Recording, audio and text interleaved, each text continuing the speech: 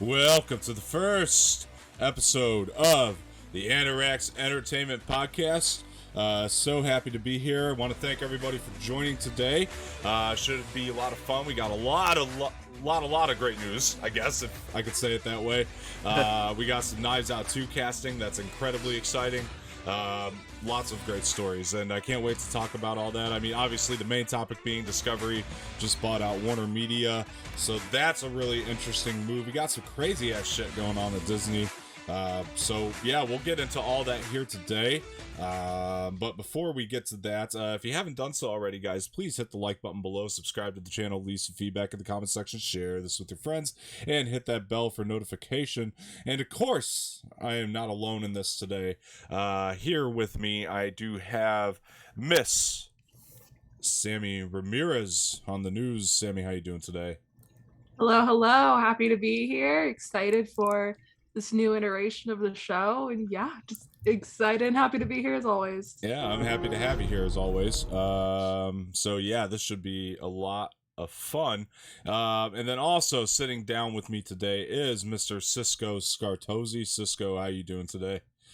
You got it perfect this time, man. I can already tell this is going to be a great show just on that. You got my name perfect. 100%, man. I like the new graphics already, so I'm hyped for the show today for sure. Yeah, thanks for having me back, man. And we don't want to let you down around here, sir. I got to learn your pronunciation. It has to be done. Exactly. It's called respect. 100% has to be done. But before we get started, it's a little bit of other house cleaning I wanted to get to here today. We do over here, if you guys could see, we have a merch store for the audio listeners. That is merch.streamelements. It's supposed to be Stream Elements. I'll fix that before we get to it next time. .com/Anorak. And then we also have a tip link. You guys can send in your tips if you want to have a message read out on the show. Obviously, we won't have any today, seeing as how this is the first time we've had the link up. But we do have one, and that's going to be streamelements.com/Anorak/tip. Hope you guys can go over there and show some support. If you don't want to talk to us through the tip link, though, we are on stereo, Samee and I, on Wednesdays. Cisco on Saturdays. That's correct. Yeah. Saturday matinee. Go show some love. Him and Edwin are doing some good shit over there. I'll tell you what. I was in there and I just couldn't help myself. I had to keep appreciate that, man. No that was problem. Fun. It was fun. It was a good conversation. We talked about some music. We talked about some movies. It was just a great time. So everything. Go show him some love over there. But no, I'm excited for this new show, this new iteration of the podcast, which is the Anorak Entertainment Podcast once again. Also, guys, Anorak Entertainment is now on Spotify. If you don't want to watch the videos on YouTube, head over there. You'll be able to catch the Anorak Entertainment Podcast and Samee Ramirez's new show, Movie Nights, which was a lot of fun to do yesterday. You guys can catch that on Mondays at 11:30 p.m. and it will be up on the podcast feed the very next day, which would be Tuesday. And as for this show, the audience gets a little incentive. They'll be actually able to hear this early on the podcast feed if they head over to the audio only versions. They get this a little bit early, so that's some extra incentive. It should be there at least by the time the morning rolls around on Wednesday, and you'll be able to listen to it in the mornings now. And then you get the video version later on at 5 p.m. on Wednesdays and Saturdays. So that's a nice little incentive. I really like that, that we can do that with the audio only version. Yeah, very, very cool. So just to get now here's like the important shit. My buddy texted me the other day and he told me he taped his ass cheeks together. 100% true. What? Wow. I know. I was like, the fuck did you do that for? You know, it's like, how do you? Is he a fan of the Breakfast Club or something? Or... yeah, trying to reenact it. I would have to assume so. That's the only time I can think of for that. Tie-in. I continue the story. I need more information. Shit. I have an opinion. I had to know what he was doing that for. He told me he was trying to see if his farts would get out, and I'm just like, okay, fair. Right. I was like, fuck, did it work? Because, like, you know, I was curious. Did it work? I'm a gentleman. I have gas, and I was curious if it worked. I'm a lady who has gas, and that's got to be a new T-shirt. I'm a gentleman. I have gas. And then I'm curious. Around the text, it's got to be a fart cloud just around the text. I'm a gentleman. I have gas. I will get gas extreme cloud. elements. We'll see what we can work out. No, he said he ripped the tape when he farted, and I was like, wow. Okay. Right. Yeah, exactly. Strong farts. You know what that reminds me of? Didn't Jackass do that with the baby powder? Did they? Remember that? No. Yeah. I think it was in one of the movies. It was in a movie. Or it might have been on the show. Okay. I don't know. I do remember though, like one of the guys was sleeping and then they put baby powder on their ass and they farted and it blew smoke into the guy who was sleeping's face. Yeah, I remember that with a baby powder. That's right. Yes, I do actually. Yeah. I thought that was pretty creative, honestly. I was like, holy shit. I didn't think that would work, but it actually worked. Yeah. No, 100%. Yeah. Well, my friend did think that the, you know, farts getting out would the tape would work. Yeah, but I mean, it didn't work. Obviously, the tape. Tape's not strong enough. No, yeah. That part in Breakfast Club does always make me laugh. I know it's supposed to be a serious scene, but like every time Emilio Estevez is like, "Tape his buns together, man. Tape his buns together." Yeah. You can't deliver that dramatic and not like have. I'm still gonna laugh. I got hands to Emilio. He does his laugh. best though. I actually watched Breakfast Club like 2 days ago, actually, and he actually love the Breakfast It's Club. good. It's good. It's always good. The situation is just always gonna make me laugh. Yeah. I can't not. I'm picturing some guy like getting his ass cheeks like being taped together. 100%. Yeah. Yeah, my buddy was like, I was God. like, he ripped the tape though. I was like, you have fucking farts of steel? Like, how does that happen? Like, I don't understand how you. I feel like that would happen to anyone. What kind of tape? Just what like kind of tape are we talking air. about here? There's lots of kind of tape. Like, Cisco, you know, I didn't ask him. I should have. Because are we talking like Scotch tape? I assume Scotch tape. Yeah, that was my assumption. Because like, what else would hold the ass cheeks together long enough for you to even get? Because like duct tape, you're really gonna do duct tape? That would be weak. That's not impressive. That's not impressive. Yeah, no, that's just you being dumb. Exactly. Yeah. Scotch tape, forgivable. That's fine. But like duct tape. That's just what's more on you than the joke. You're hurting yourself more. Scotch tape though is okay. That's for the joke still. Wouldn't it have been fucking great though if it like made a noise like it was flapping in the wind? Yeah, that's kind of what I wanted the response to be. Like, oh, it made a funny sound. No, I will not out the friend that did this, but what an idiot. That's all I'll say. For sure. I mean, come on. But I was curious. I had to know if it worked. I mean, there was what is that? There was a method behind the madness, I guess, at the end of the day. So I gotta give him kudos on that. Though this be madness, there be method in it. Okay, what's worse? Here's a question here. Is the Breakfast Club situation of picking that to be your bully prank worse, or somebody just doing it to themselves worse? Oh, if you do it to yourself. You think that's worse? Oh man, that's hard. I know. Because one is mean and the other is just stupid. The bully situation is obviously worse. So because like, what's worse? No, the your own stupidity or another's rudeness. I just always think like that's their go-to. It wasn't like, you know, I can understand pushing someone to their locker or like, you know what I mean, like the classics, but they went with taping his buns together. Yeah. Maybe, I don't know. Maybe the 80s were a different time, I guess. I don't know, but I guess not. I guess it's still going. The trend is still going. I was gonna say maybe he watched Breakfast Club and got inspired. I don't know. Like that's a possibility. Does that work? And now here we are. Yeah, exactly. He had to watch Breakfast Club and had gotten inspired or something because. Yeah, I've just never heard of anybody doing that to themselves. I've never seen an episode of Mythbusters before where they trying to see if the tape actually would rip. Oh my God, please, Mythbusters. We have a myth for you. We need answers. Would the tape actually rip?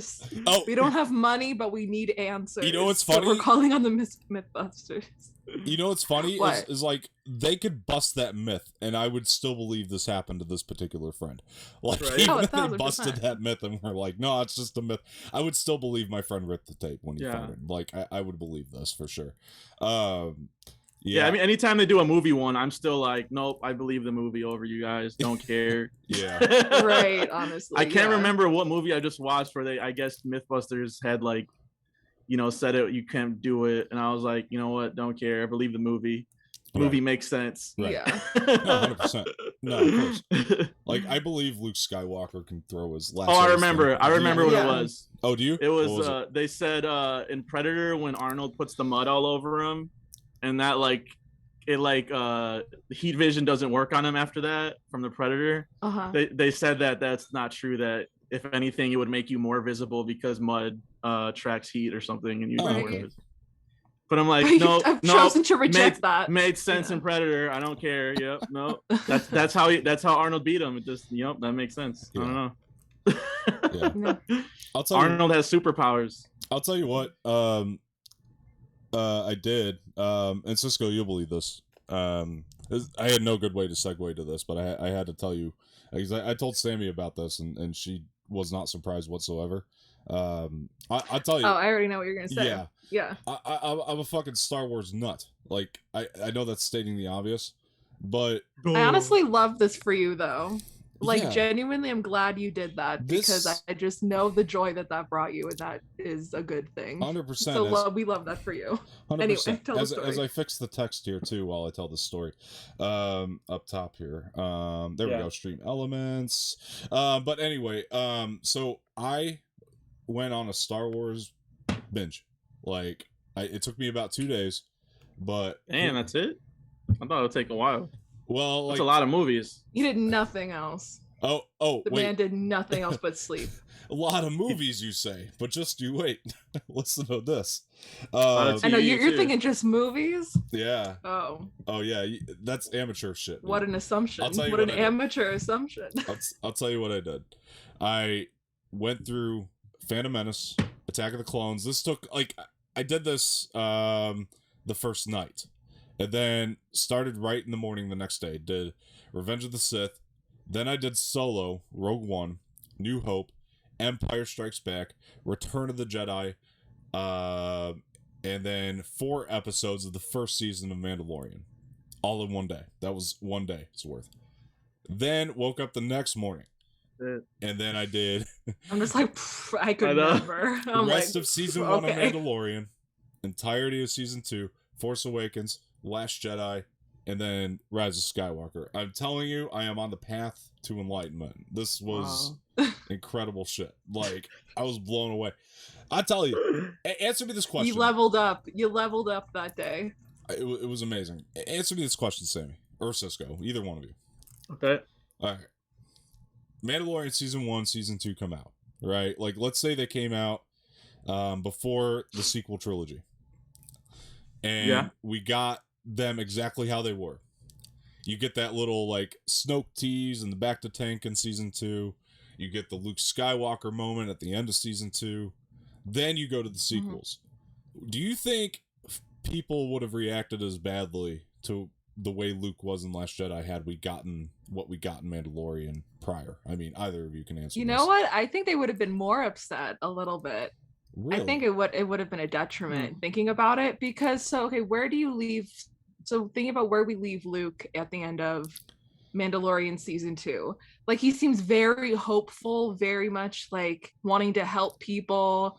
He very gladly takes the child. He does it respectfully and with grace, as a Jedi would.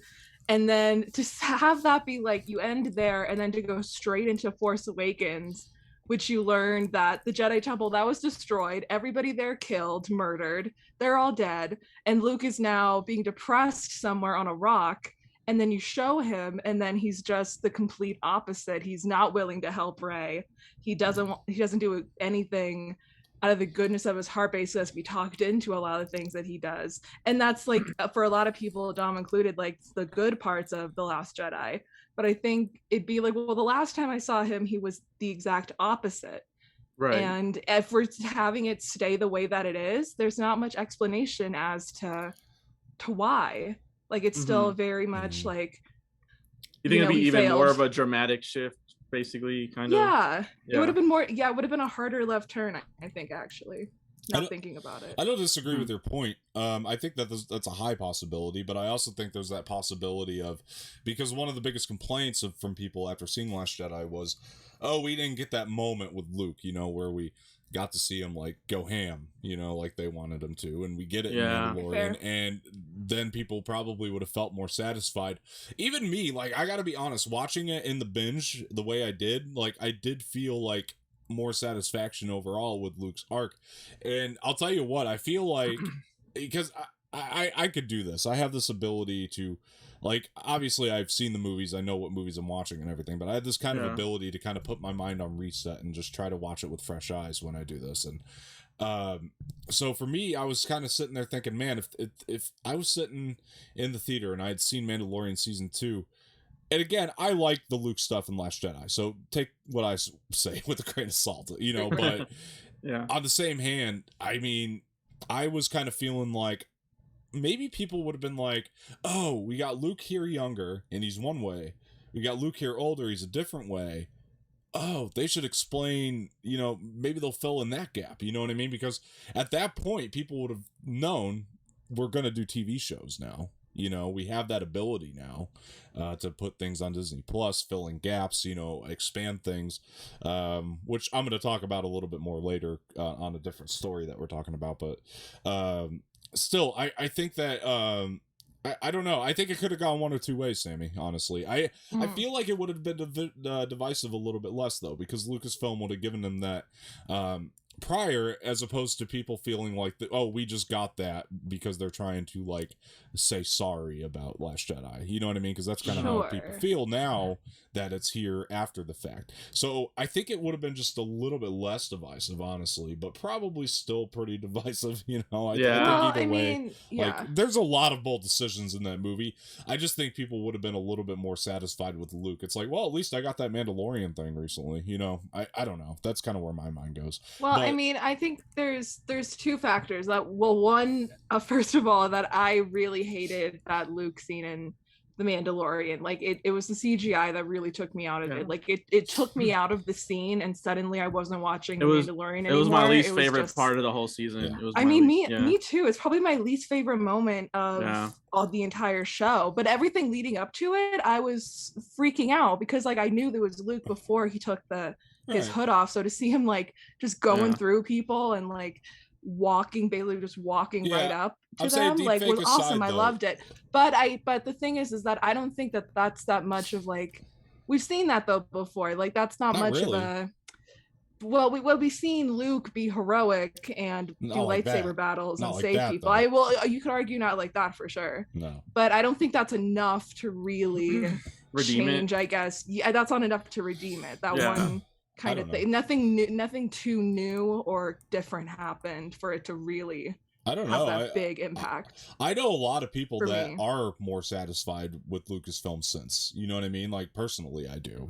That they were like, that they thought it was enough to satisfy them. Like, I don't know, I guess it differs from, and I love that for them. That's great. I mean, for me, I think both moments are badass. I like Luke going ham, and then I also like Luke force projecting himself halfway across the galaxy. I think both things are super dope, in their own right. And I don't know, like, I found it okay. This is the way I put it, Samee. Watching it in a binge, for me, like, I just found it to be, I know people were like, they make their videos on YouTube, which, they make a living off that. That's good for them. But they make videos on YouTube that say, how did Luke go from this to that? You know what I mean? And then it's like, to me, I honestly found it to be very believable. And I'll tell you why. Because the whole reason Luke is picking up Grogu is to train him to be a Jedi. So we know he's trying to pick up kids to be trained as Jedi, or not kids necessarily. I mean, Grogu's supposed to be like 50, but you know what I mean, Padawans to start a Jedi temple or Jedi school. And so for me, when you take that into consideration, and then you get into, like, Last Jedi, and then you see the fact that Kylo burnt down his temple, it's like, that's fair. I see the devastation. You know what I mean? Like, I really felt it when I watched Last Jedi this time. Okay, because I was like, get that. Yeah. Because imagine, like, if Luke, like, okay, look, think about Grogu just as an example, right? Like, and how precious he is. And right. And say what you will about the deep fake. You could even tell on Luke Skywalker's face, that when he saw Grogu, he was like, of a face. Fair enough, but when he saw it, he was like, that's a precious little thing, Imagine somebody coming in and It was burning... definitely clunky. It was definitely McClunky. You know, McClunky, if you will. Yeah. But yeah, as Anorak Entertainment's TikTok has now decided that means excuse me. I don't know if anybody saw that, but that's the new meaning for McClunky. Anyway, but the no idea what you just said, but all right. Have you not seen that TikTok on Anorak's? No. Oh, I don't think so. It's the dumbest thing in the world, but I just reworked it to where he farts when he says McClunky, so now it's like it means excuse me. Okay. And I put subtitles there, so I saw it, but I didn't get the excuse me part. Okay. Yeah. I got you now. There's I a follow. subtitle at the top. Come on, it's big. Look, I can't read. You know this. I know. Read. Who reads? Anyway, so I'm a movie person. So my point is, as imagine... I sit in front of my dual bookshelves full of books. Who reads? Yeah. Books? What are those? I don't know what a book is. Who needs it? So imagine this punk little kid comes in. What's that? I said books. I don't know what books are, and then I went, shh. These are my books. Oh, are they not? No, they are. They are. Okay. No, but imagine. Have you seen that TikTok trend though? There's that TikTok trend That's a trend? like this was this guy and he goes, "Oh, I hate people that work at the bank." And then he goes, "Shh, I work at the bank. Here is the dollar. Do not tell anybody." I don't watch TikToks. I don't watch them. I have not seen that. That was me just I don't now. watch TikToks either. Only what Samee sends if me. You know. We post TikToks because we want to be trendy, but I'm not going to get trendy. I like the Filoni TikTok you guys did. That was good. The Filoni one. Oh yeah. I meant to tell you about that. That was some great stuff right there. The one that I mixed in with that train wreck scene where I was like the fuck that guy one. Yeah, that one. Yeah, that was cool. That's the hit. That's the one people. That was good. Most, yeah. But anyway, what I was gonna say, back to my point. Imagine like this punk kid comes in and he burns down your temple and he kills about 50 of those Grogus.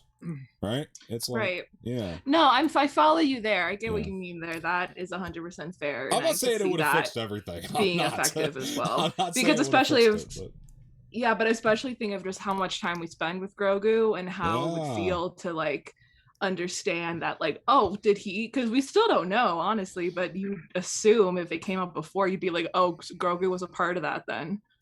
And that makes that hit so much harder. And then you understand Luke's like depression over it because like we lost Grogu, you know what I mean? We lost maybe 50 Grogus in his eyes, you know? Yeah, and then so I follow. Then you also have a little more pretext, at least on Snoke, because we see that little Snoke body in the back of the tank when they're going through that Imperial base in the 4th episode in season 2. So it makes a little bit more sense. You do? I'll trust you on that. I don't remember.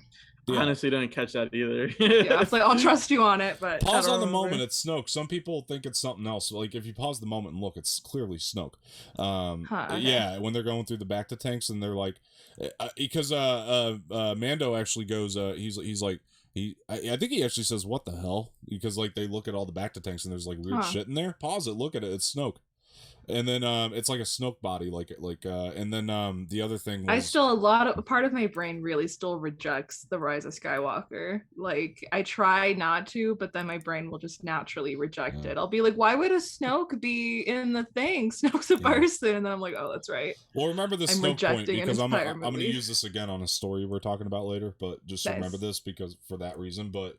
Put a pin in it. Yeah, for sure. But no, and then when they actually look at the back of the tanks, you hear Snoke's theme play in the background. It's faint, but it's there.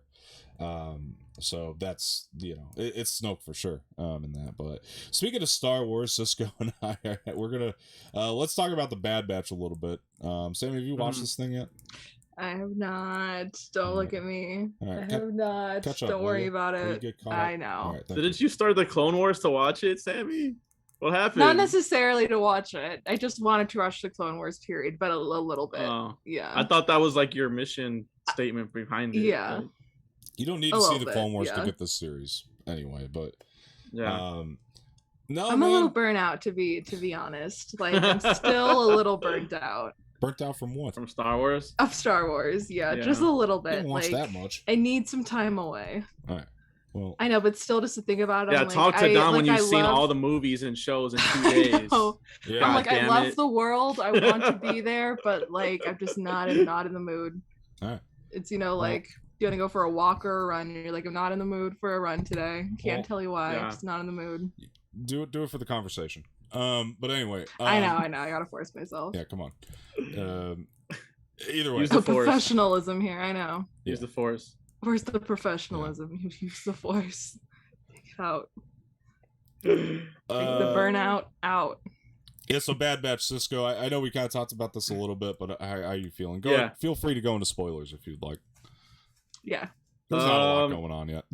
Yeah, it's not. That's kind of my complaint. Like we reviewed it on Saturday Matinee on Saturday on Stereo. You can check that out.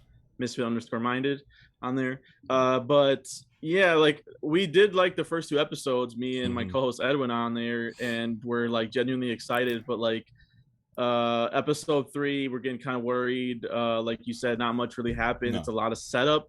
Yeah. And we kind of were looking at the season list. I think there's like 16 episodes, and we're kind of like Samee said, I think we're kind of like already being a little burnt out, or kind of like looking at it like it's going to be daunting to like do 16 episodes on it, because like there wasn't much depth of the last episode to really dig into. That's right. It was There's like 16 episodes. Yeah, it's a lot. So we're kind of struggling if we're going to continue watching it or not, or keep giving it a chance. But yeah, this was the first like episode where we really weren't fans of it, honestly. It's a lot of setup and not much happening going on with the plot. I mean, there's like a creature that was the set piece of it, was like a them kind of trying to take out this creature, outsmart it, but it really was like not exciting in any way. I kind of was saying like the animation, like we kind of struggle with that, and like the dragon creature, it was a dragon. It kind of reminded me of like How to Train Your Dragons. And so they're trying to make it seem like this scary thing, and I'm like the whole time I'm like, oh, it looks kind of cute. It's like How to Train Your Dragon. Exactly. Like that's like aren't they buddies with them? And it's just, it didn't work on that level. There was some interesting stuff with like Crosshair. And follow orders. Yeah, he still is following orders. He's still talking about it.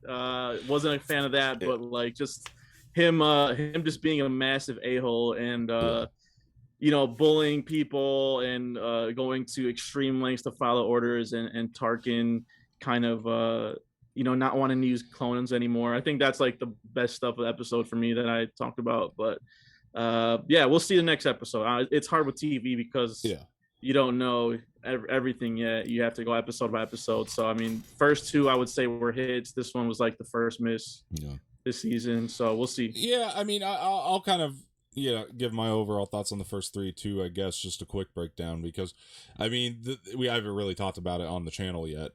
So for me, excuse me, I think that the show is good. It's not great. It's not like the best of Filoni yet by any means, but I kind of like that it's open, you know what I mean? And like there's, because it doesn't follow it's spun off of the Clone Wars, but you don't need to see the Clone Wars to get much of this, you know what I mean? Because it really is very much its own entity. And like I like that aspect of it, and I like that the sky is the limit with it, to where they can go, because they could really go any different direction that they want to. I'm sure Filoni will connect it into the films somehow, you know what I mean, so casual viewers can really start to enjoy it. I'm sure somehow, some way he will. He's great at that, and that's why I'm hanging on, because I know he's going to pay this off big time, and he always does. Even when you think he's gonna stumble, it's like he brings it back around. Like there's probably a billion things in this episode that were important, and we just don't know it yet, you know what I mean? Because we're gonna look back at it and we're gonna be like, oh, now it fits.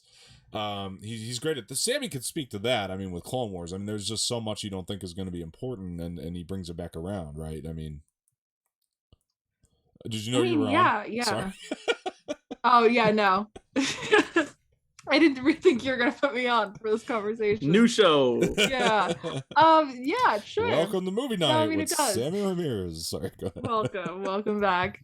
No, I mean, I'm thinking about like there's a lot of things happening with Ahsoka's character early on that I see as a lot of like kind of dropping hints and kind of building blocks, so that way when you get to it later, it works better and it all clicks together. Sure. And it's brilliant when you see the whole thing play out, and I think the Bad Batch is going to do the same thing. I don't know where it's going yet. I'm not trying to get caught up in fan theories. Everybody thinks Omega's Rey's mom or Kenobi's daughter or something.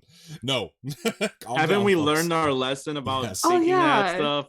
Come on, guys. I've seen that on Twitter, people thinking that someone is like, what's her name, Omega, is like Rey's mom, and I was like, can we stop? This never works out for us. We always just are in pain. Just stop. Did we not learn? As she calls herself on the show, Omega. And I love the character, by the way, Omega. Like, that's one of the attractions as well. I really but like, stop the theorizing. It's not what you think. It never is. Just let it happen. Yeah, I mean, this to plug movie night with Samee Ramirez. That's like the theme of The Princess Bride, the film we talked about. Like, don't try to skip ahead.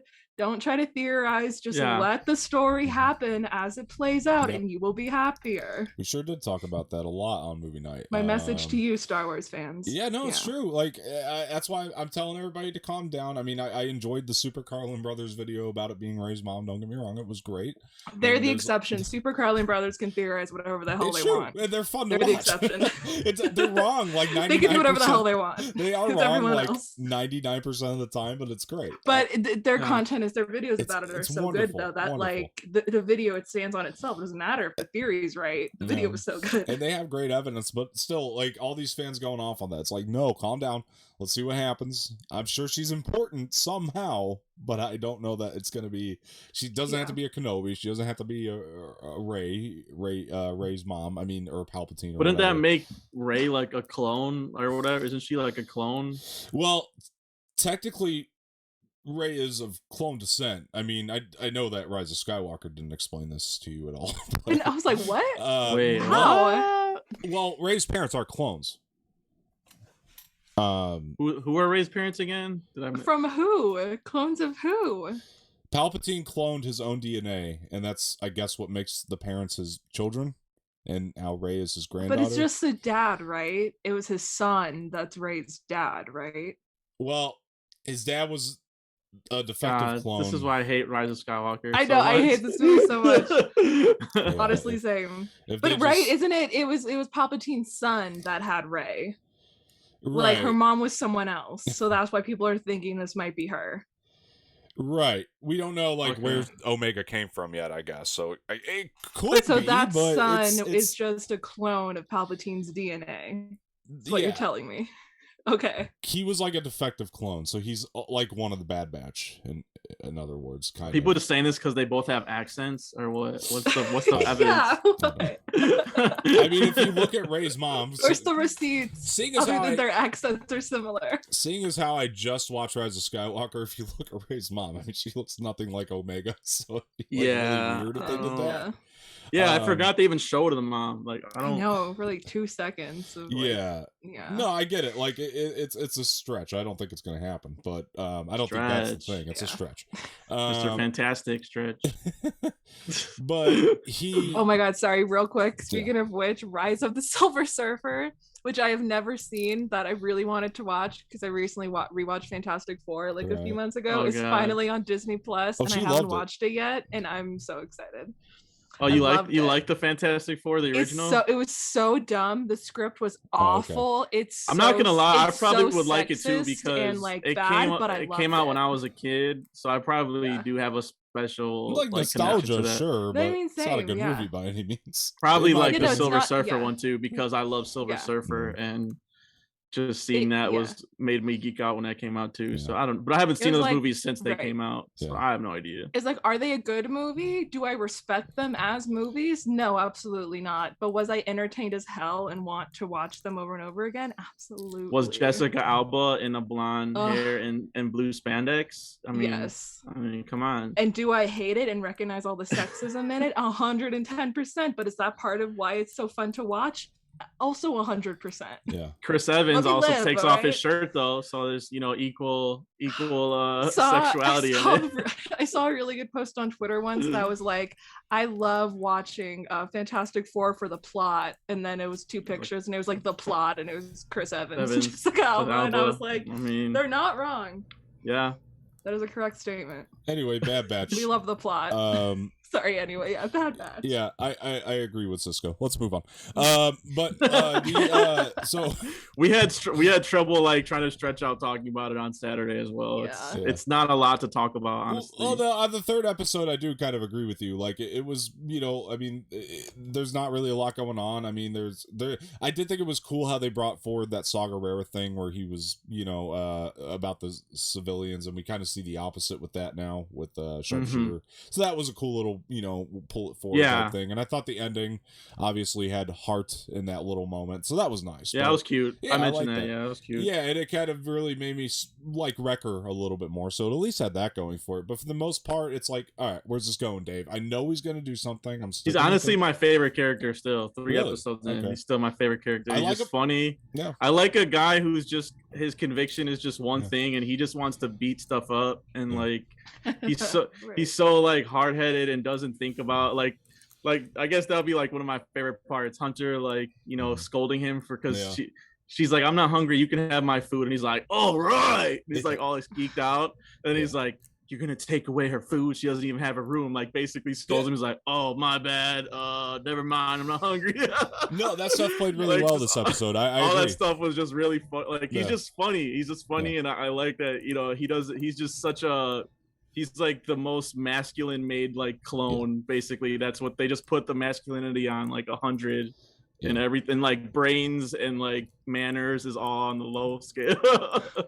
So I just like a character like that because there's a it's really like cool why I don't like go ahead. What's his name, the sharpshooter guy. What's his name again? Sharpshooter. You got it.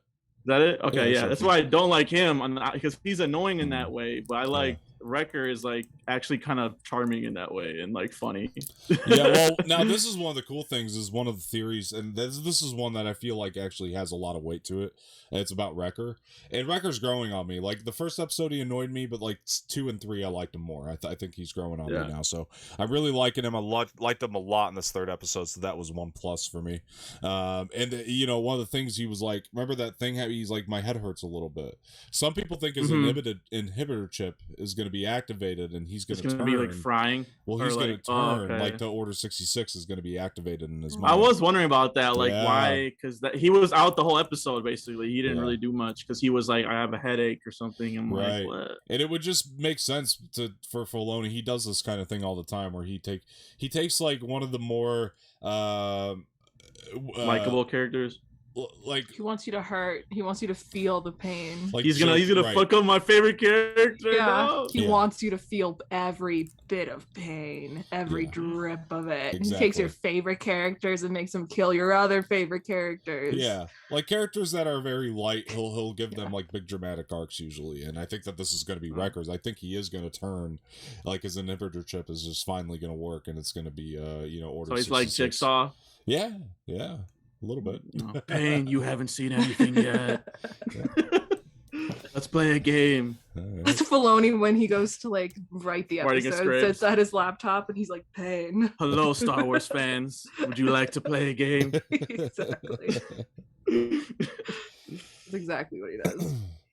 All right. What kind of news do we got today? I'll turn to you, Samee. All right. So our big news story of the day is that the Warnermedia-Discovery deal changes everything for streaming, is the headline. So AT&T in 2018 acquired Time Warner, but now Time Warner is merging with Discovery. So this is causing it's basically a big U-turn on this merger that was such a big deal 3 years ago. And it's changing a lot of stuff. I mean, the biggest thing is, I think for us, is that it's going to have the most content of any streaming service we have right now. Right. So I have like Discovery, Food Network, Warner Brothers, TLC, Animal Planet, Cartoon Network, Cinemax, Adult Swim, DC, CNN, HBO.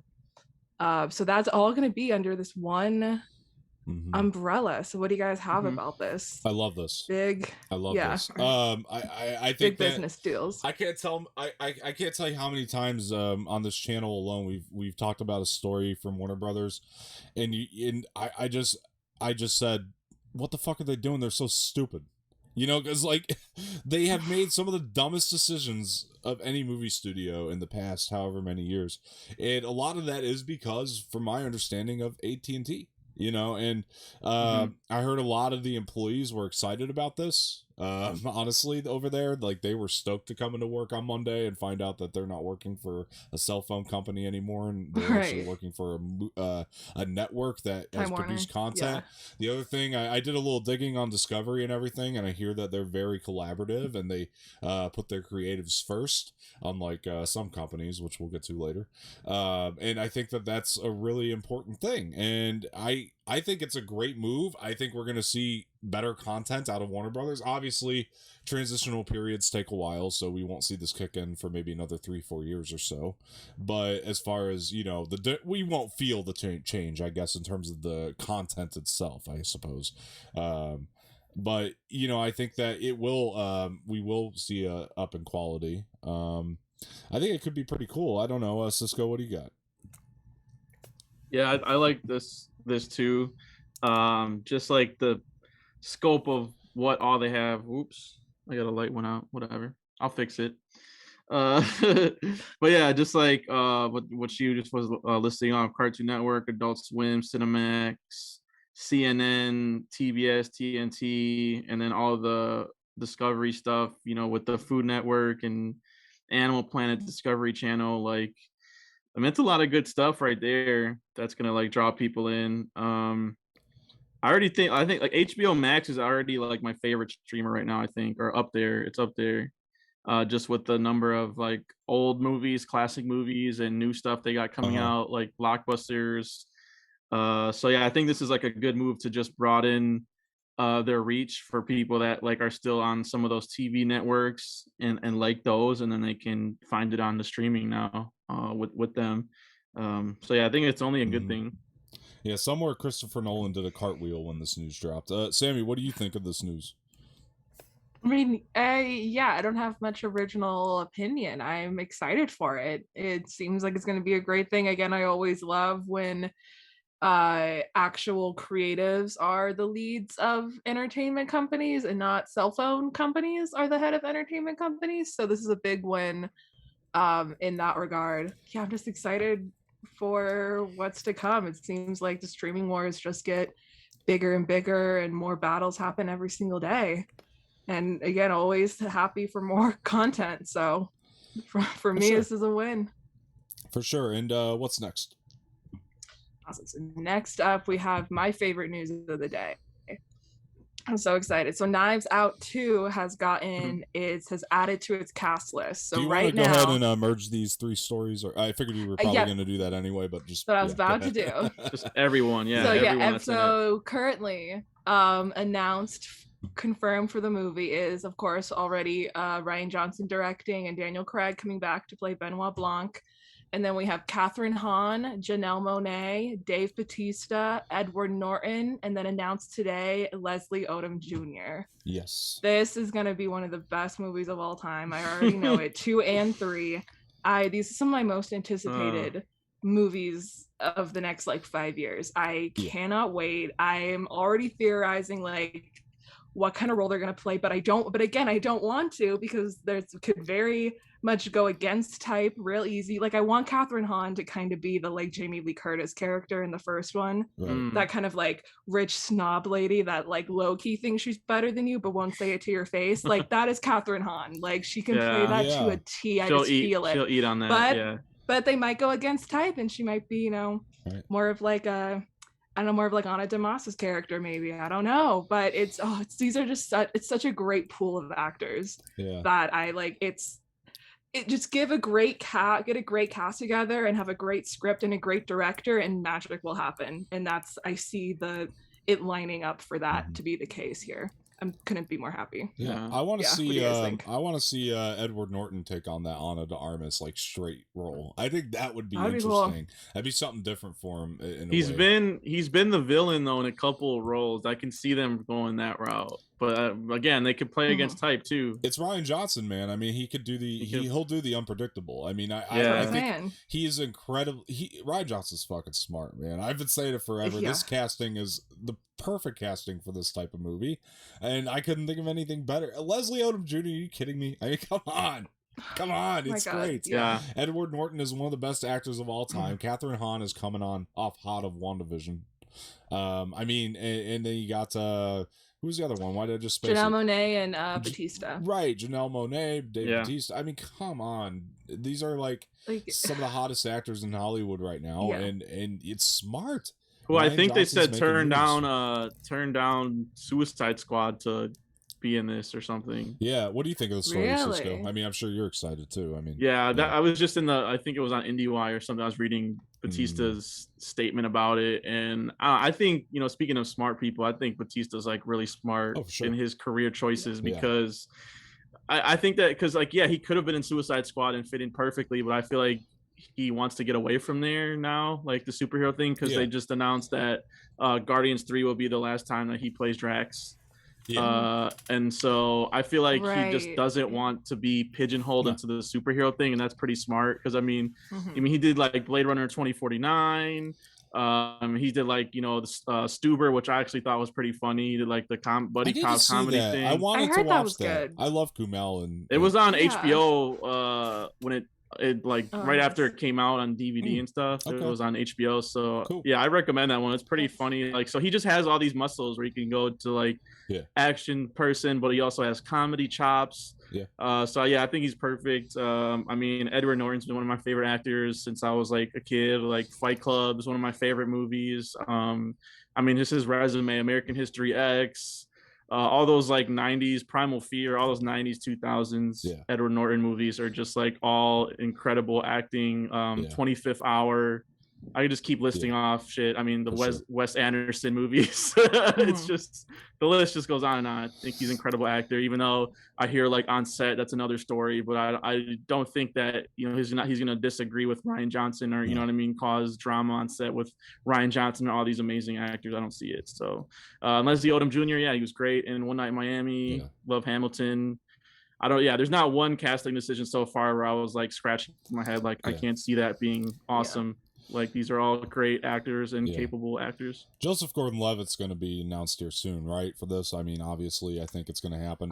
He has to have a cameo in it at least. Did he have a cameo in Knives Out? I don't know. Was he in there? Oh, he did. He did. I'm trying to remember what it was. Was he one of the detectives? Like Keith Stanfield? I think he was a voice. Character? He was like a voice on TV or something. Maybe it was very small. It wasn't like in there for sure person, but I remember it being like a voice or something. I want to kind of see him take on a lead in one of Ryan's movies again, though, and I hope he does get announced for this, or at least 3, if not this one, because I think he'd be a phenomenal fit. He's a great actor anyway, but I mean, I think that this is incredible casting. I got it though. This is what you do. You put Dave Batista in the sweater vest, and then you make Edward Norton the Macho Man just to flip flop him and do the unexpected. Love that. That would be amazing. I mean, that would be great.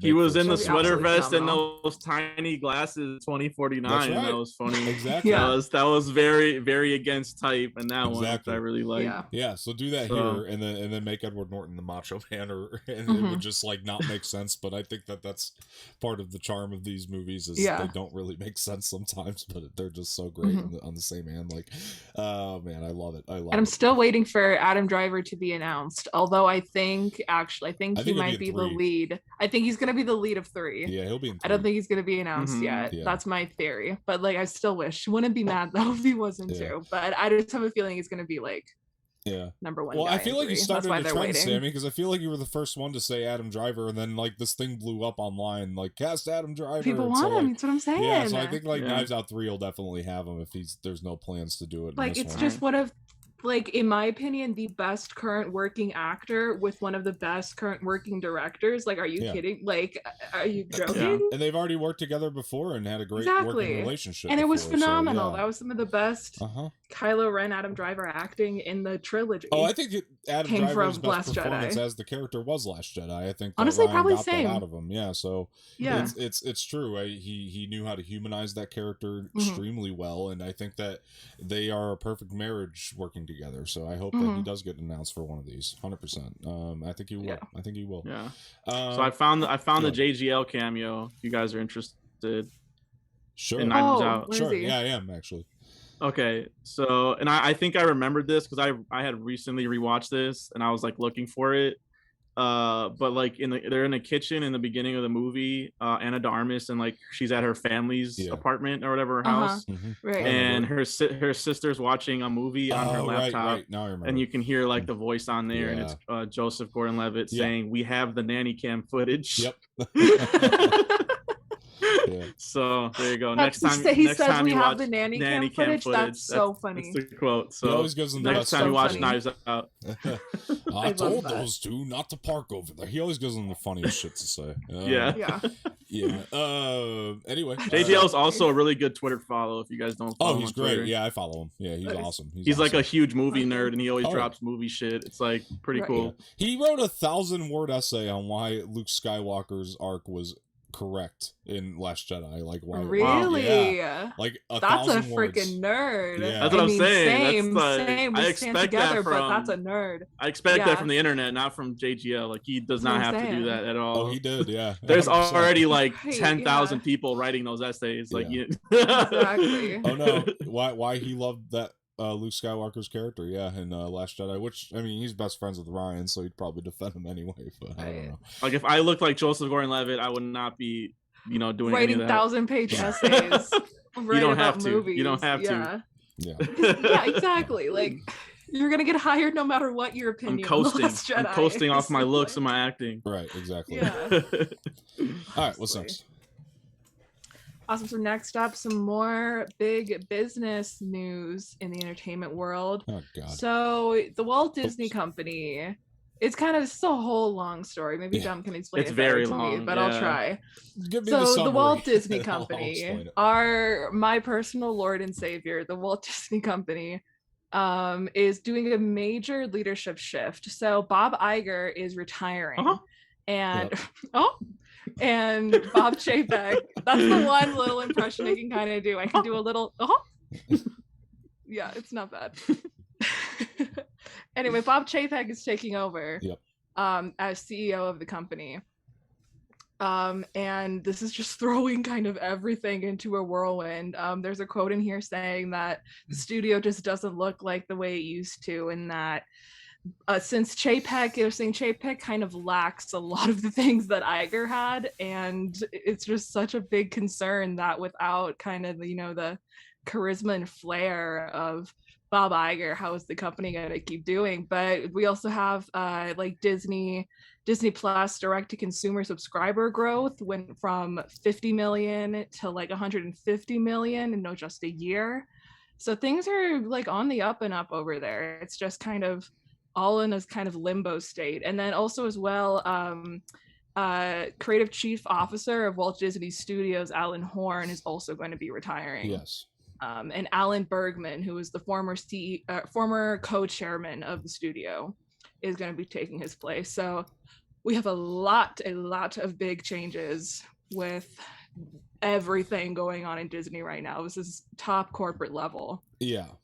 Now that Sammy's giving you the sugar-coated version, let me tell you how bad this actually is, because this is like terrible.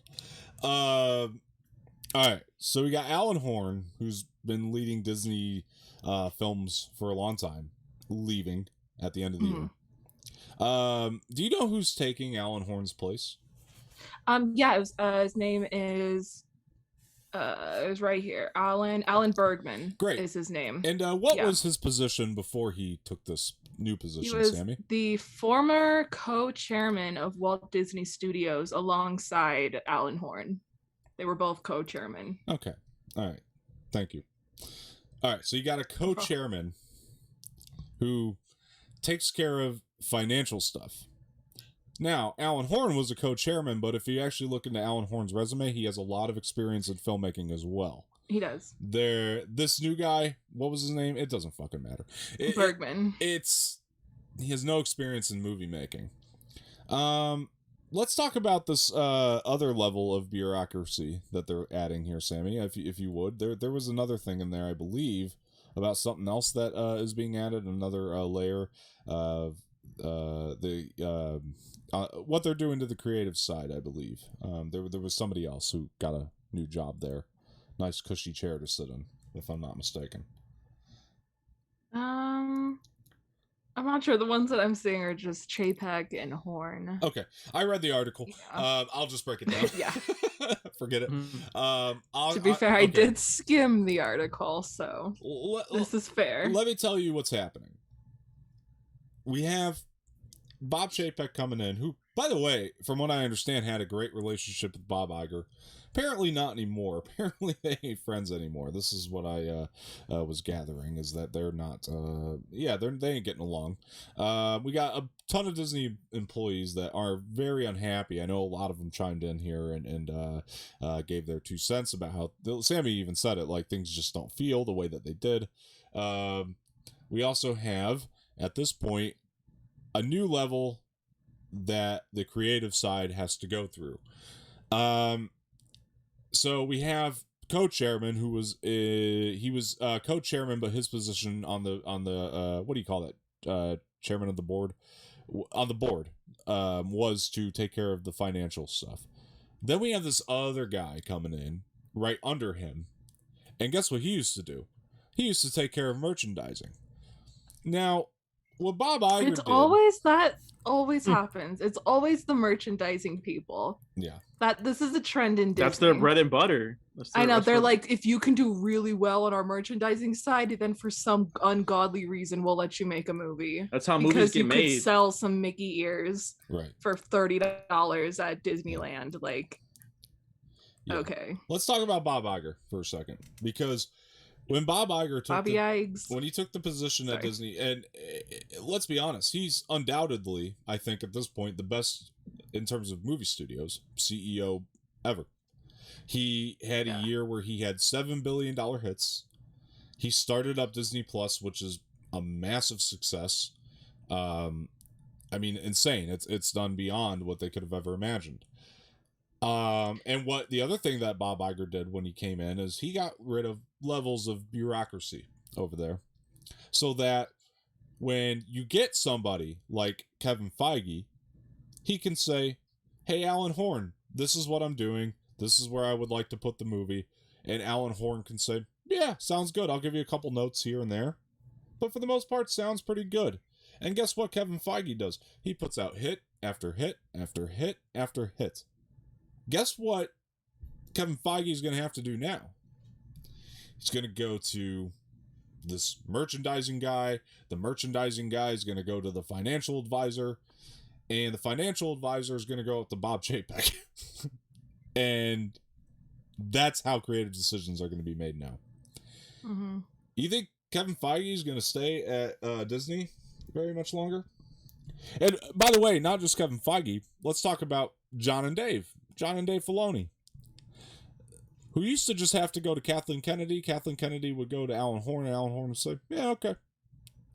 John and Dave are going to go to Kathleen Kennedy. Kathleen Kennedy's going to be like, I don't know. I got to go up to the merchandiser and the financial advisor. Mm-hmm. No, that's not going to, it's not going to work anymore. Yeah. They're saying, fuck the creative. And we're going to put in unnecessary levels of bureaucracy. So, for what reason? I don't know, because they want to have power and they want to be more corporate ran. There's an old saying, and you might have heard it, that used to go, if you ain't broke, don't fix it. Bob Iger had it perfectly fine over there. He had the levels that he had were great. This is a terrible business move. I don't know why this is even happening. I don't like this new little bald prick that just came in to be CEO, Bob Chapek. And the other thing that, to be fair, he's been around for a while. It's not like he's just some rando off the street. Like, yeah, but you know, guess what Bob Chapek used to run though? It's money, finances. Nope, Disney parks. Oh, yikes. So tell me what has to do with movie making. Yes, he's been around a long time, but he used to run the parks. And I can tell you, isn't that what always Disney has always been about, though? For sure. This is all Disney does. They make theme park rides and they sell merchandise. I don't like what's different. The difference is the people involved before used to understand the process of movie making. They used to understand that creatives need to express themselves. They used to understand that the content had to be good. And I'm pretty sure, if I'm not mistaken, they want to throw a lot of new things on Disney Plus as opposed to what Bob Iger was doing with it, which was, I'm about quantity, not quality. Or, sorry, I'm about quality, not quantity. Mm-hmm. Now they've switched it with JPEG, and it seems like they're more about the quantity than the quality. Because I'm telling you right now, with these new layers and levels of bureaucracy, we'll feel the shift in the content. I promise you. This is different. This is 100% different than what Disney used to do. And the reason that Disney used to be more successful is because they were doing it differently than most movie studios that have all these unnecessary layers, which Warner Brothers probably isn't going to have anymore, luckily. Everybody's got to go through a ton of people that know nothing about the process of making movies. And that's what pisses me off about this. Nothing about it. And it's irritating. I'll tell you something else about Bob Chapek as well, is that when he was running Disney Parks, people that went to Disney Parks and knew about some of the changes that Bob Chapek was making did not like Bob Chapek. And when that's why I kind of sorry to interrupt, but that's why I kind of made the like ooh sound, because like I am like a huge fan of Disney Parks, like huge fan, and would never talk bad about them genuinely. Like I love them so much. However, like there have been a lot of changes in the past, I'd say like 10 years, that most fans have been more angry about. And that was Bob Chapek. Happy. Bob Chapek made those exactly calls. And this is what's going to happen here. And same thing happened to Michael Eisner. Michael Eisner changed a bunch of stuff too, and he got called out for it. Yep. Yeah. And he's exactly. This guy is he's restructuring the company in a way that's going to lead them to disaster. I'm telling you right now, if he keeps this up, it's not going to work. Kevin Feige, this is the other thing that they mentioned. Now the creatives are no longer going to be able to decide where the movies are going. So if Kevin Feige wants to put one in the theater, your financial advisor is going to go, hey, fuck you. I think this is going to do better on Disney Plus. You don't get a say in this at all. That's seriously what the article says. Go do some digging. I promise you it's in there. They are not going to be able to do any of this. They don't have say in any of it. That sucks. That really sucks. This new level of bureaucracy is put in place to be like, sorry, creatives, you don't have say in your content anymore. If we want to change it, we're going to change it. As opposed to when it was more collaborative with Alan Horn, which, by the way, Bob Iger never really got in the way of Alan Horn. Just wanted to throw that out there too. Bob Chapek is planning on running this like more of a just a general corporation rather than a movie corporation. And that's what this article's saying, just to break it down a little bit better. I don't know, Cisco. It sounds like you don't think this is going to be a huge deal. I mean, it sounds like you have a different take on this. I mean, what do you got? I mean, I don't know like who any of these people are, honestly, so I can't I can't really say like which way they're rich white men. They're not worth your time. I'm just speaking of like purely from a consumer standpoint, and like Disney has not been that great to me, honestly, in the past couple years. So if they do make changes, there's like a 50% chance it could be good. Honestly, I didn't like the new Star Wars trilogy. I mean, Mandalorian was good, but then like, you know, Disney Plus hasn't had a lot of new content aside from that. You know, the Bad Batch and then like MCU like aside, like they were playing catch up with other streamers. So it's understandable why they'd want more on their platform, because all they have is nostalgia movies and shows and stuff like that. They really don't have like a lot to also to offer. So I don't know. Maybe it could be good. I mean, like I just said, I read through the article. It didn't like seem like it was, you know, in dire straits from what was in the article. It just seemed like it's a change of, you know, the head is changing, and he's not like the old guy that was running it beforehand, has a different style. That's just business in general. That's going to happen. You're going to have a new boss. You're going to have to learn to work with them. And Disney will be fine either way. They run everything. They have like trillions of dollars. Like they're going to be fine either way. like I said, I'm just speaking as a consumer. Like maybe there will be good content still. There's still creators behind stuff. So, yeah, I don't know. I don't know, man. I think we got to also take into consideration that they lost billions during this pandemic, though. Like they really did, and that's another thing. I mean, it's difficult. They'll be fine. They'll be fine. It's Disney, dude. If you're asking me if I think they'll sustain, yeah, they're gonna sustain. But I'm saying, as the consumer, I like the fact that Kevin Feige has the right to make creative decisions. I like the fact that John and Dave they have the freedom that they have with their shows. If we're gonna get the content, then I want it to be great, and that's not gonna be the case when you got a guy in merchandising and a guy in financials running the show and saying, oh no, the story should go this way, the story should do that, the story, I mean, why did you think they put Falcon in a white suit other than to just sell Falcon toys with the white Captain America suit? You know what I mean? It's not that's what they do. It's like I don't know. Well, there's decisions like that are subtle like that, but I'm saying, like, I think in the next 3 to 4 years, merchandising. I think in the next 3 to 4 years we'll notice it. If they keep up the structure that they just put in place, I think we're gonna feel it, and I think you guys will see what I'm talking about. I'm serious, but unless the structure changes and we get some good news out of this, it changes back to the Iger way. I think Disney going Disney. That's what I think it's going to be what it is. It's just a cycle of endless people. They shit them out and then another one comes. I appreciate your optimism. I don't see that. I don't see that with this new restructuring. It's not even optimism. Like I said, I don't even like most of the Disney stuff they put out. I don't feel like it's going to affect me either way. Really. Fair enough. Samee?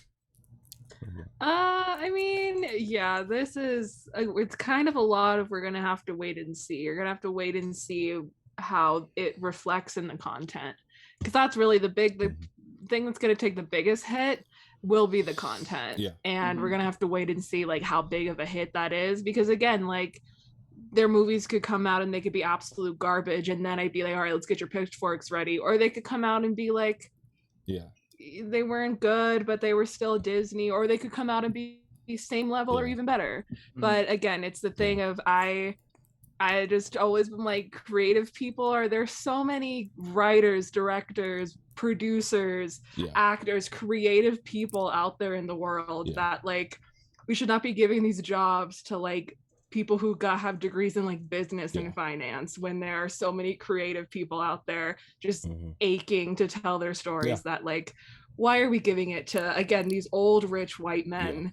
Not a fan. But again, I really have to wait and see. No, I mean, here's the good news. Again, I mean, Iger is still on the board over there. He's not CEO anymore, but he's still on the board. So a lot of the stuff. That's what I'm saying too. That was in the article too. It's not like he got fired or anything. Well, he's leaving at the end of the year as well, along with Alan Horn. But the one thing what I'm saying is they're getting like, they have like special status where they no longer work for the company, but they're still like lifelong friends of the company, so they can still like influence things. Well, yeah, like a lot of Iger's decisions are still going to be affecting Disney for, again, like I said, the next like 3 to 4 years or so. So it won't be until then that we start to really notice the shift. Like, all the plans that they have now are still in place, so that's the good news. But I think in 3 to 4 years, let's wait and see, like you said, Samee, and I think that you're going to feel a difference. I really do. I think it's going to be something different. I think if you're a fan of Disney now, Cisco, obviously you aren't that big a fan of Disney, so I guess you're the exception here on this one, which is fine, but I get where you're coming from too, you know what I mean, just not being the biggest Disney fan. Don't get me wrong, it's a fair opinion. I just think for us, people like me who are, I think Mandalorian and MCU aside, not a fan of Disney. I want to get that straight. I'm just saying it's going to affect those too, though. You know what I mean? It will. I mean, assuming like Mandalorian's still on, or anything that John and Dave want to do with Star Wars anyway, it's going to affect that too. That's the thing, and I don't think Feige's going to want to work for a company anymore. I don't think John and Dave are going to want to work for that company anymore if they got to go through all these different layers of bureaucracy now that they didn't have to before. That was one of the things. That was Bob Iger's first mandate of business, was let's get rid of all these unnecessary layers of bureaucracy, and now it's back. It's like, why? And it's back with people who aren't on this creative side. It doesn't make sense to me anyway. Samee, you had something else to say there.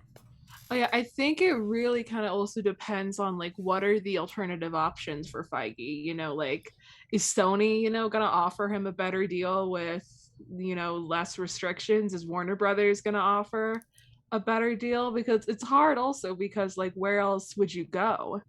He'll say Like no. it's He'll leave still and like say Disney is still Disney, you know what I mean? he'll say fuck you. Let somebody else run Marvel because I'm not running it right now anyway. That's what he'll say.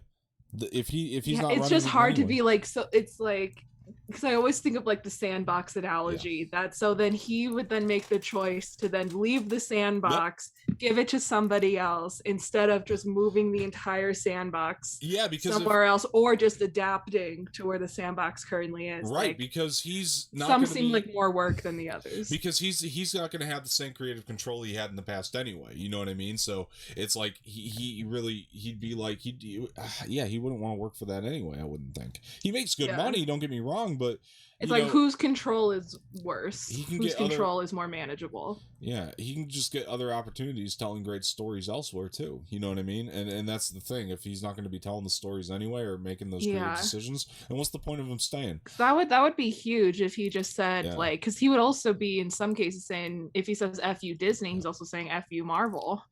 Because you can't just rip Marvel away from Disney. I think he would put out a statement like, listen, like this, it was said in this Variety article. He won't say that, but you know what I mean? Like he'll say something along the lines of, we knew that changes were coming and it's time for me to leave. He'll depart in a respectful way, I think. I don't think he'll say fuck just you. For Kevin Feige to be like, F you Disney, Marvel can be in the hands of I don't give an F. Yeah. I'm out. Like that's a lot. That's a lot for me to accept. It's interesting because this sounds like how AT&T used to run Warner Brothers, and like it's funny how like they're kind of shifting their way of doing things now. It seems like so. Right. We'll see. Yeah. Yeah. That's true. We'll see. Anyway, what's next? Awesome. So next up, we have the first trailer for G.I. Joe Snake Eyes. This is starring Henry Golding. As I'm not a big G.I. Joe person. This trailer might have been the most G.I. Joe I've ever watched in my entire life. And it's, every warrior has a beginning is the tagline. It honestly looked kind of generic to me, but again, I am not the target audience. Go first. It looked really kind of generic. Like I've heard the song before, the song that they're playing. I'm like, I've heard that in a million trailers. It's cut like every basic action movie trailer. And I was like, this is just, I have seen this trailer before already about 50 times. It's not new. It's not cool to me anymore. It's just like, oh yeah, that thing that was cool to me the first 5 million times I saw it, but now here we are. Yeah. I mean, but again, not the target audience. I'm pretty much with you on most of this, Sammy. I mean, the only thing that has me like mostly excited on this is Henry Golding himself. I love him. Right, that's cool. The whole samurai thing too. I don't know how he's gonna handle action though. That was one thing I was wondering. Like, I hope they trained him. You know what I mean? Yeah. And like, because. But it is good to see an Asian actor play that role because I know a lot of people. Some people were complaining that it's like it was white in the comics and it's not true to the comics. The same type of shit we hear all the time. He had some and good. It's like, come on. He had some good action in The Gentleman. Now that I'm thinking about it, like it wasn't bad. Like it wasn't like as heavy as he'll be doing here, but like it was still like it showed he had some chops in it, and I think he'll do okay. I think. I really like him as an actor though, and that's the only thing that has me excited. Acting wise, agreed though. Yeah. I like him as well. He's so good. And did you have anything else you wanted to add, Cisco, to this? Or? I think this is just a good transition from the merchandise thing because I was a kid who had G.I. Joe action figures and played with them all the time. Saw the first G.I. Joe movie in like 2009, whenever that dropped, something like that, and was not a fan. It definitely felt like they were trying to stretch a movie out of action figures, and it felt like that. Didn't even bother with the sequel, and this one, it felt very generic as well to me. I was like watching it, but it kind of just like washed away as I was watching it. I couldn't remember anything that happened in it, so that's never a good sign. Except for like Henry Golding, like you said. So I don't know. I don't have much to say. Like I'm a fan of the action figures, I guess, but like, am I the target audience? I'm not really interested at this point as an adult man. Mm-hmm. I'm with you guys. Anyway, what's next? Sorry. No, yeah, for sure. Let me see. So next up, Denis Villeneuve's Dune, which is going to be released later this year on HBO Max, is also going to have its world premiere at the 2021 Venice Film Festival. So this caused a little bit of confusion because it was announced that it wasn't going to be day and date on HBO Max because it was going to premiere early at the film festival, but it is still going to be on HBO Max.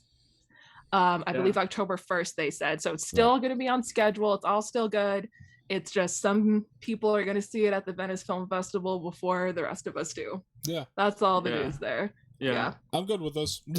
It was just misreported. Yeah, it was just misreported. So I feel like I saw it on Twitter, like as it was happening. People were like I saw the WB representative, like at whoever was misreporting it and saying like it is going to be day and date. Right.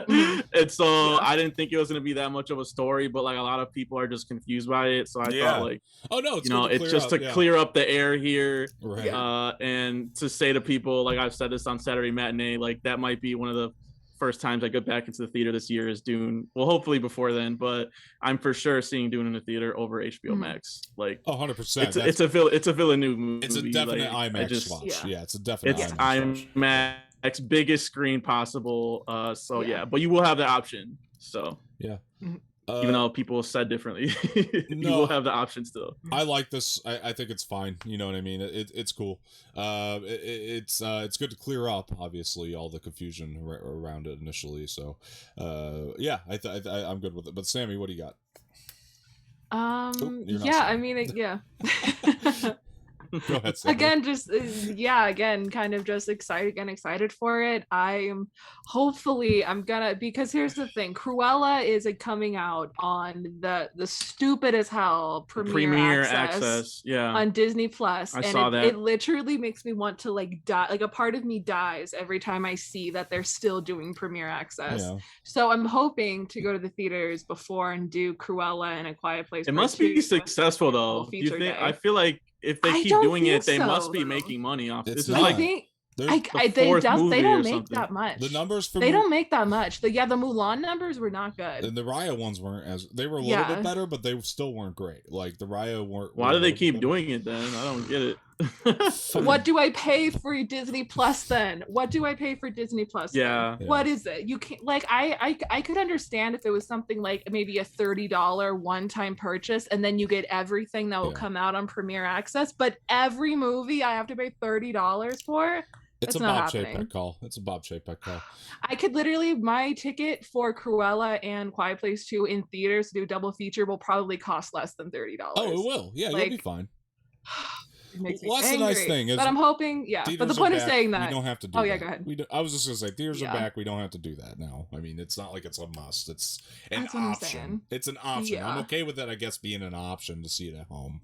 I think $30 is a little much still, but at least now it's just like you still have the theater option, so.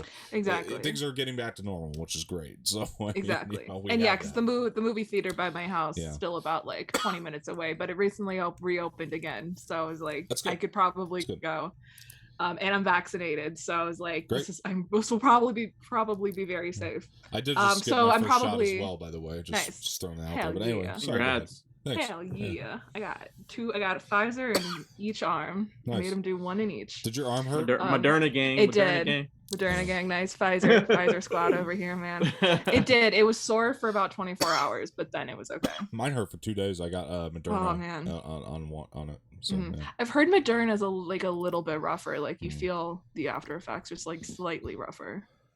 But anyway, all of that to say that I will probably be going to the movies before Dune, but I want to see it in theaters. Yeah. My brother so bad, so I'm so excited. I just want to get a live reaction here. My brother just texted me and he said to see Army of the Dead in theaters because it was awesome. So all right. Hey. That dropped on Netflix, right? It's on Netflix. No, it dropped on Netflix Friday. On Friday. It's in theaters. But it's in theaters right now. Yeah. So gotcha. Maybe I will see that in theaters. Nice. Who knows? I don't know. I'm good with it. We love that. All right. What's next? So this is our last piece of news for the day. John Boyega is coming back to star in Attack the Block 2. He is going to be reprising his role as Moses, and Joe Cornish is returning to write and direct the sequel. Yeah. I have never heard of this movie, so I have zero opinion, but it looks fun. I think me and Dom talked about it before. You've seen this, right, Dom? No, I have never seen Attack of the Block. I've been wanting to. Yeah, I know. I talked to someone on Stereo about. You guys got to see this thing. I know. I watch it. Really good. I hear it's great. Yeah, I hear great things. And the other thing. Sorry, I thought me and Dom talked about this before, but yeah, this thing is awesome. No, I didn't see Attack of the Block yet. No, I don't think No, I've never seen Attack of the Block. Am I thinking of the right movie here? John Boyega, the one he did before Star Wars, right? No. Yeah. It's like 2011. Right. So no, I'm glad he's coming back for it though. It's great. It's great. Yeah, I mean, he's kind of getting back to the thing that kind of he really loved doing, and he said as much about this about the first film. I've heard him talk about it countless times, and what a great experience he had doing it. Yeah, that's great that he's coming back for it and doing it again. So, other than as far as story implications, I can't really speak to that. Obviously, I'll let Cisco take it away from there. But what do you got on this, Cisco? I'm just gonna pitch it to you guys as well as the audience because. Joe Cornish wrote and directed this. He's back for the sequel, so that's like when A Quiet Place announced the sequel, and it's still Krasinski, and I was like, awesome. Mm-hmm. So I'm already back for the sequel. Nick Frost is in the first one, so he's playing a drug dealer, so he's just hilarious in that. John Boyega's he's like the leader of like this gang of like kids basically in the UK, this like teen gang, and an alien invasion happens, and the aliens in this thing, I hope for a sequel because they're like the coolest looking aliens I've seen in like the longest time. Like, I don't even want to describe them to you because I don't want to spoil it, but they're just so fucking cool looking. And as much as I like the first movie, I was like, oh man, I wish we could see more of the aliens, learn more about the lore of it. Like, it's just like when you first see Alien and you find out there's like 6 other movies with the aliens in there, the xenomorphs. It's like, you know what I mean? It's just, if you like alien movies, it's a very underrated gem, and highly recommend that. I can't wait for John Boyega to be back in that. He's great in that too. Cool. Sounds good. Definitely something I should check out. Sounds up my alley for sure. And I will do that. But guys, this is gonna wrap up the very first episode of the Anorak Entertainment Podcast. I hope you had a great time with it today. If you for the people watching on YouTube, if you noticed a weird cut in the middle of the episode, just go ahead and ignore that. That had nothing to do with anything. No, you didn't. You didn't see that. You didn't see it.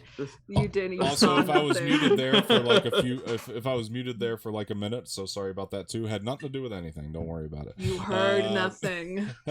Technical problems the first time around, guys. You gotta love it. But yeah, I want to thank everybody for being here today.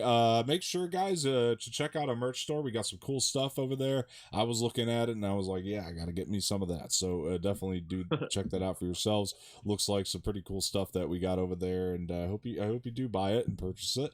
Also, again, we do have a tip link. Obviously, we didn't get to any today because this is the first time we're talking about it. You can send tips. We can read messages out on the shows, but if you don't want to do that, again, talk to us on Stereo. We'd be happy to oblige. Also, make sure you go follow us on Twitter and Instagram at Anorax Official. That would be very gracious of you to do. And Cisco, before we go, I think I'm gonna put you on the screen here. Yep, there you are. Where can people find you? So first thing, Attack the Block is on Tubi. You guys can go watch it right now. Woo! It's on Tubi with ads, unfortunately, but I think it's still worth it. Cool. To go watch it. Put it on while I'm editing. Yeah, there you go. But yeah, you can find me at misfit_minded on Facebook, Instagram, Twitter. I just made a page for my show on Stereo for everything, so you can find that at SAT Matinee Pod, Sat Matinee Pod all together, and that's Facebook, Instagram, Twitter as well. We do a show on Stereo every Saturday. And this Saturday we're going to be doing the double feature, Zack Snyder double feature of his Dawn of the Dead movie and Army of the Dead, which I might see in theaters now. You can catch that at misfit_minded on Stereo as well. So good deal. And Samee, where can people find you before we go? Yeah, so you guys can find me on Instagram. I'm at Samee Ramirez 14, and then also on Twitter and Stereo, again, like Dom said, at Samee Ramirez. And then also, please make sure to check out our first episode of Movie Night that just premiered yesterday. It is on The Princess Bride. It was a lot of fun. It's one of my favorite movies of all time. Please come watch it. Check us out. Inconceivable. Yeah. Inconceivable. You keep using that word. I do not think it means what you think it means. That discussion was great yesterday. Classic. It was wonderful. Classic. Loved it. And thank you guys for joining. You can find me on Twitter at Dom_Martino_ and on Instagram Dom_Martino_official. Much appreciated. Also, guys, again, we are on Spotify, so if you don't want to watch the YouTube video, you can catch us there. Please go do that. That would be great. And follow us, rate, review. Please like this video, subscribe to the channel, leave some feedback in the comment section, share this with your friends, and hit that bell for notifications. Until Saturday, we'll see you guys next time. Have a good night. Later.